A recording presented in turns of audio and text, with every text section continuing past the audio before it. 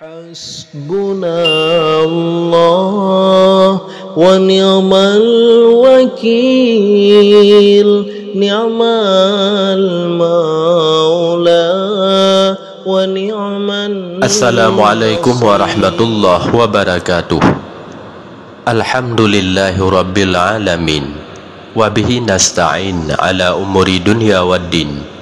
Allahumma salli ala sayyidina Muhammad wa ala alihi wa sahbihi ajma'in, amma ba'd.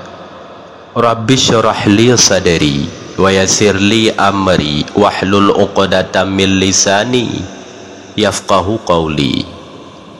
Para pecinta zikir, pecinta salawat yang dirahmati Allah, kita lanjutkan pengajian pembahasan berkenaan dengan dua bacaan agung di setiap kali dan masuk ke dalam rumah dan keluar dari rumah. Barang siapa yang melazimkan membaca akan dua bacaan ini ataupun salah satu dari dua bacaan ini, niscaya di dalam rumahnya selalu sejahtera, tentram, aman dari segala macam bencana, musibah, kebakaran dan lain-lain.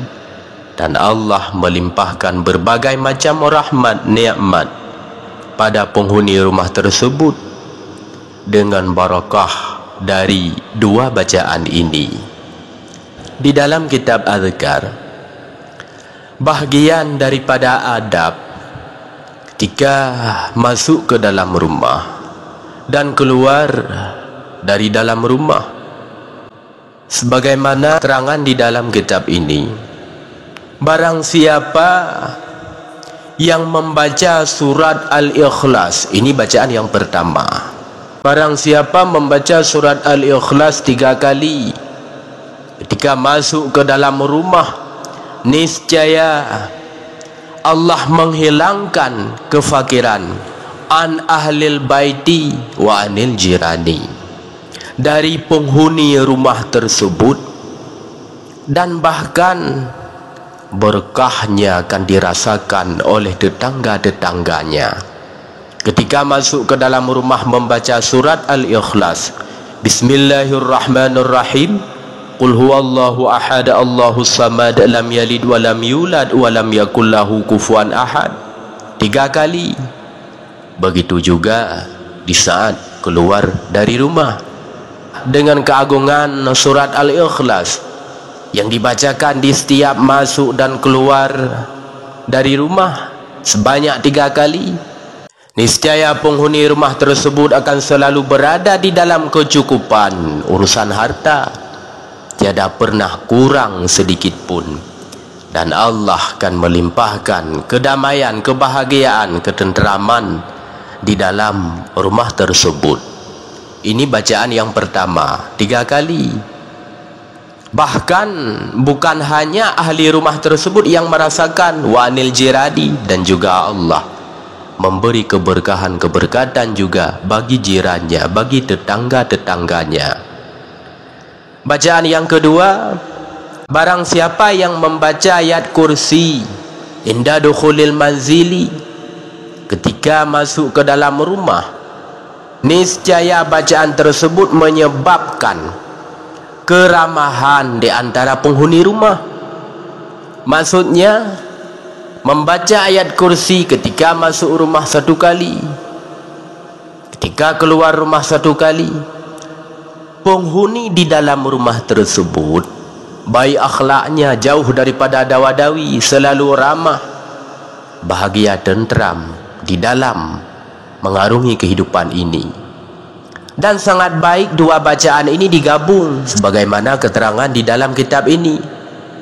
Faman arrada ayakuna fi baitihi, barang siapa yang ingin di dalam rumahnya terdapat keramahan, warizki, dan rezeki yang sangat banyak, maka janganlah ia meninggalkan membaca ayat Al-Kursi wal Ikhlas, membaca ayat kursi dan surat Al-Ikhlas kullama dakhala manzili, di setiap masuk ke dalam rumah. Yang sempurnanya bukan hanya ketika masuk rumah, begitu juga ketika keluar dari dalam rumah. Membaca surat Al-Ikhlas 3 kali, membaca ayat kursi 1 kali, itu bahagian daripada amaliyah yang sangat agung untuk menggapai rezeki yang sangat banyak di sisi Allah Subhanahu wa taala, untuk menggapai kehidupan yang mapan, untuk meraih ketenteraman di dalam rumah tangga, untuk meraih kedamaian di dalam rumah tangga, untuk meraih kesejukan di dalam rumah tangga. Dan di dalam riwayat yang lain, barang siapa membaca ayat kursi ketika bepergian, itu keluar rumah membaca ayat kursi 1 kali, Allah akan melindunginya dengan wasilah daripada ayat kursi tersebut di dalam perjalanannya. Nah, ketika keluar rumah membaca surat Al-Ikhlas 3 kali, setelahnya membaca ayat kursi 1 kali, bukan hanya keberkahan-keberkatan di dalam rumah saja digapai, kan, tetapi juga perlindungan di dalam melakukan perjalanan. Hendaknya kita istiqamah, kita ingat, kita hafalkan ketika kita memasuki ke dalam rumah, membuka pintu rumah, mengawali dengan membaca surat Al-Ikhlas 3 kali dan membaca ayat kursi 1 kali. Begitu juga di saat kita keluar dari rumah. InsyaAllah dengan wasilah daripada 2 amaliyah ini, Allah memberi kepada kita, kepada keluarga kita, rezeki yang banyak, yang berlimpah lagi barakah, serta selalu di dalam keridhaannya. Dan Allah melindungi kita semua dari berbagai macam bencana, bala dan musibah. Moga Allah melimpahkan kedamaian, kesejahteraan, kesejukan di dalam keluarga kita. Amin ya rabbal alamin. Assalamualaikum warahmatullahi wabarakatuh.